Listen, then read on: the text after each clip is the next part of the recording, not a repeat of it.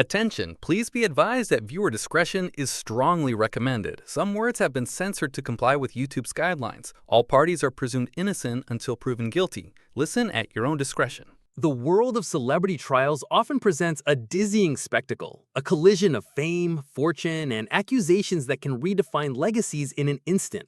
But even by those dramatic standards, the ongoing legal battle surrounding music mogul Sean Diddy Combs has reached a new level of intensity. And at the heart of this explosive courtroom saga, one witness's testimony has emerged like a seismic event, sending profound shockwaves not just through the stoic confines of the courthouse, but far beyond, rippling through public consciousness. This witness, known only as Jane, alleged victim number 2, has begun to paint a deeply disturbing picture, one allegedly concealed for too long behind the glittering, almost impenetrable veil of unimaginable luxury and the intoxicating, often corrupting influence of immense power. Her words are slowly, methodically attempting to pull back a curtain on a private world that, if her claims are to be believed, was far darker and more terrifying than any outsider could have fathomed. We're talking about a narrative that challenges perceptions, a story that forces us to question the very nature of relationships conducted under the long shadow of a global icon. Jane's account is a labyrinth, a complex maze of conflicting emotions, harrowing claims of manipulation, and actions that have left observers and legal analysts alike struggling to piece together a coherent truth. The central, agonizing question that her testimony forces upon us is this: what truly happens when the potent forces of purported love, gnawing fear, and systematic alleged coercion become so deeply entangled that they blur into an unreadable, almost unbelievable mess? Her time on the stand has been nothing short of riveting, as she meticulously lays out, detail by painful detail, the prosecution's argument that her relationship with Combs was anything but glamorous, anything but consensual in the ways that truly matter. It was, they contend, a masterclass in alleged control, where every aspect of her life was increasingly dictated by the whims and desires of a man who held all the cards. It all reportedly began with a kind of allure that often surrounds a figure of Combs' stature, an entry into a world most can only dream of. But soon, according to Jane's extensive testimony, a much darker, more insidious reality began to creep in, eclipsing any initial sparkle. A key element of this oppressive reality, prosecutors are aggressively suggesting, was an ever-tightening noose of financial control. Imagine this scenario, laid bare in court. Combs was allegedly paying Jane substantial rent, a figure reported to be a staggering $10,000 every single month. This wasn't presented as mere generosity, a kind gesture from a wealthy partner. Instead, Jane implied for her testimony it was a golden chain, a constant, unspoken reminder of her dependence. She testified, her voice reportedly carrying the weight of this burden. "I felt like he made such a big purchase, and this was something that I had to do." Those words, stark and chilling, hang heavy in the courtroom air, suggesting a deep-seated, crushing sense of obligation, a pervasive feeling that her compliance, her very participation in acts she found distressing, was in essence bought and paid for. This financial dependence, it's argued with increasing force by the prosecution, was just one critical thread in what they are meticulously trying to portray as a complex and suffocating web of control, a carefully constructed prison designed to keep Jane tethered to Combs' desires, no matter how uncomfortable, degrading, or psychologically damaging they became for her. But the financial ties, however significant, were only part of the disturbing story Jane laid out for the jury. Her distress, she claims, was palpable, a constant companion, and she testified that she made numerous attempts to communicate it to Combs.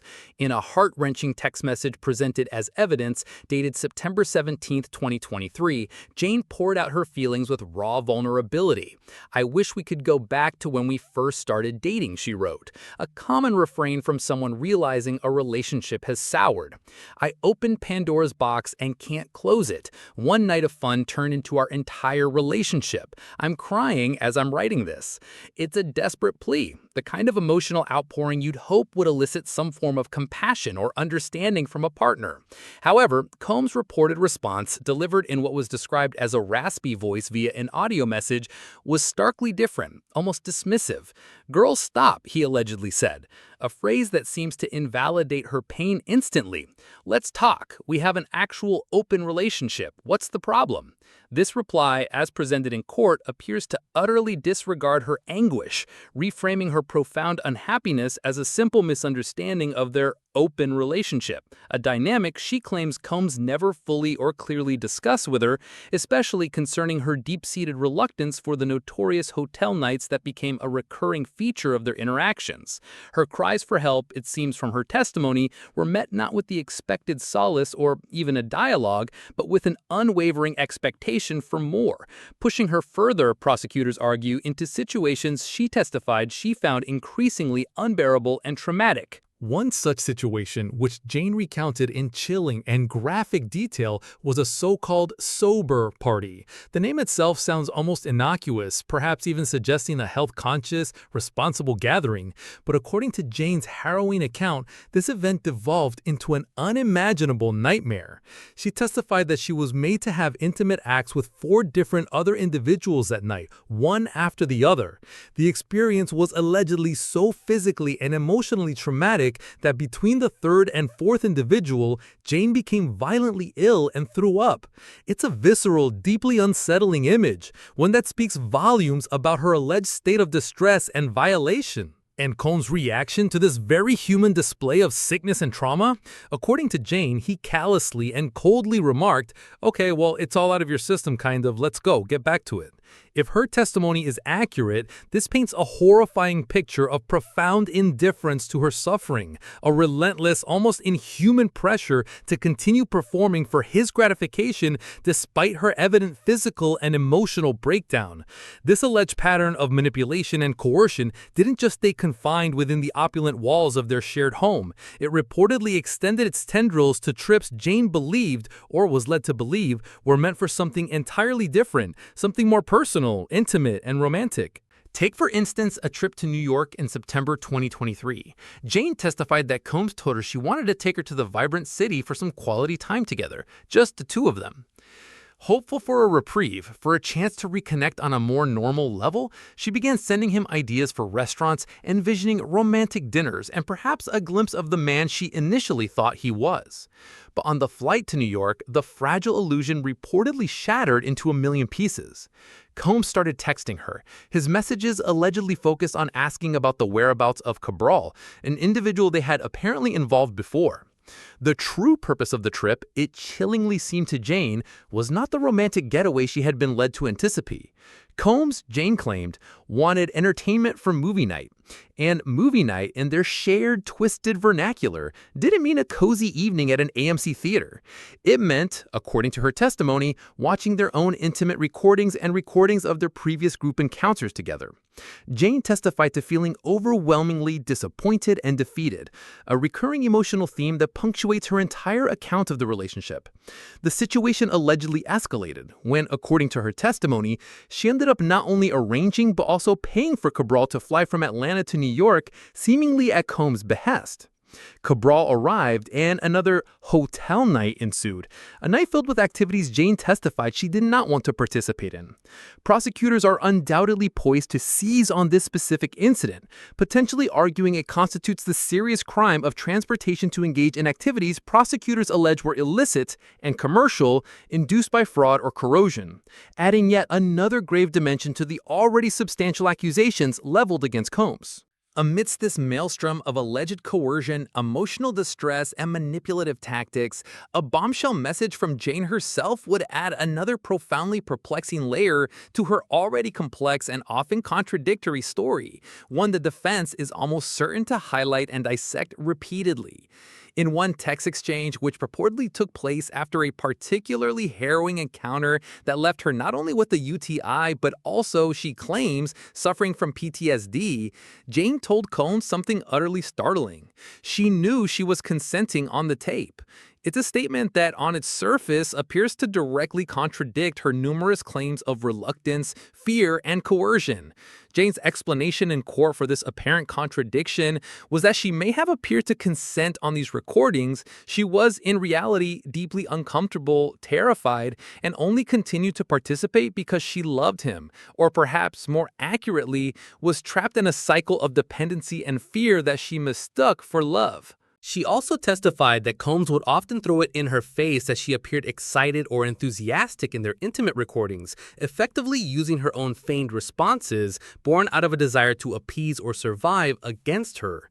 This intense internal conflict is further starkly illustrated by an entry Jane reportedly wrote in her private notes app, a space where she could perhaps be more honest with herself, which she sometimes copied into text.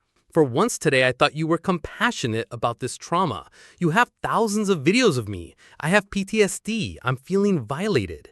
This particular note, she said, followed a rare instance where Combs allegedly comforted her at his Bel Air hotel, a fleeting moment she described as feeling supported by Sean, even calling it, poignantly, one of my favorite moments. It's precisely this disturbing oscillation between alleged profound abuse and these scarce, confusing moments of apparent connection or kindness that makes her testimony so incredibly challenging to decipher and so central to the jury's ultimate task. But even as Jane wrestled with these overwhelming internal conflicts and attempted to navigate her tumultuous and allegedly abusive relationship with Combs, external events began to cast a long, unavoidable, and ultimately damning shadow over their private world.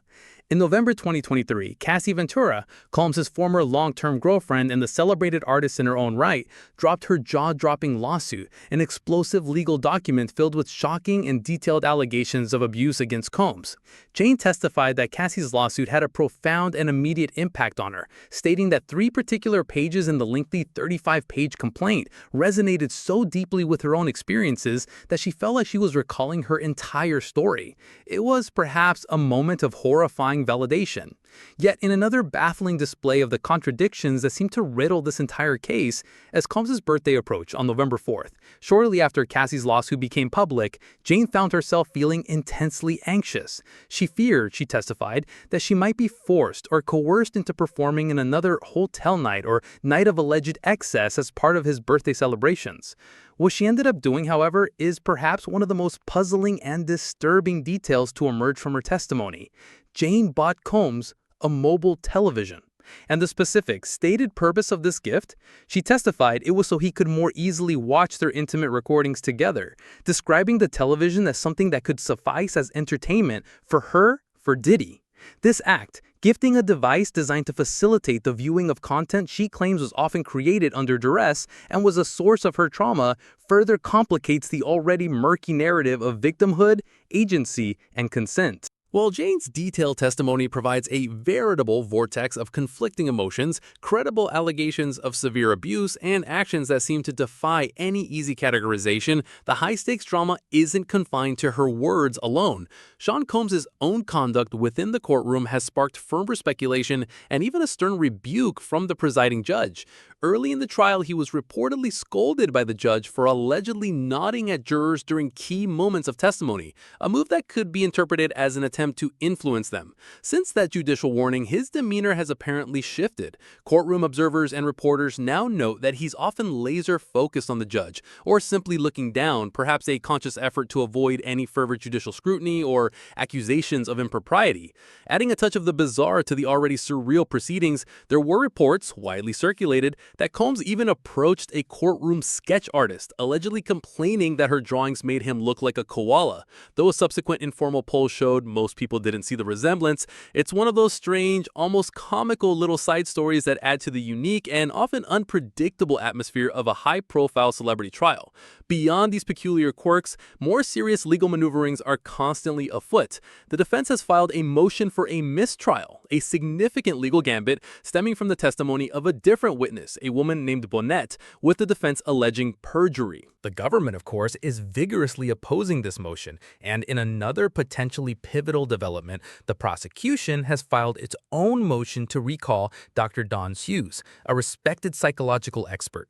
This strategic move strongly suggests they want Dr. Hughes to return to the stand to explain to the jury the complex behaviors often exhibited by victims of trauma, such as trauma bonding or appearing to consent while under extreme coercive control, which could provide crucial context for understanding Jane's seemingly contradictory actions and statements. With each new revelation from the witness stand, each text message painstakingly dissected in open court, and each intricate courtroom maneuver executed by seasoned legal teams, the path to understanding what truly happened in the private, hidden world of Sean Combs and Jane grows ever more obscured, more fraught with ambiguity. Jane's testimony is a complex, emotionally charged tapestry woven with threads of alleged debilitating fear, systematic manipulation, profound financial dependence, fleeting moments of expressed love or perhaps desperate attachment, and actions that, viewed in isolation, could be interpreted by some as willing participation. For the jury, the task of untangling this intricate and disturbing web is nothing short of monumental. They must meticulously weigh the prosecution's carefully constructed portrayal of Combs as a calculated, predatory figure against the defense's likely counterargument of a consensual, if perhaps unconventional and at times tumultuous, adult relationship. As this gripping trial continues to unfold under the intense glare of global media, the fundamental question looms larger and more uncomfortably than ever. Where does insidious manipulation end and genuine personal agency begin? And can a clear, unequivocal verdict ever truly emerge from such a profoundly tangled web of immense power, serious allegations of abuse, and deeply conflicting narratives that challenge our very understanding of consent, control, and the hidden realities behind public personas? The world watches, holding its breath, waiting to see how this critical chapter in a very public and very messy downfall will ultimately conclude.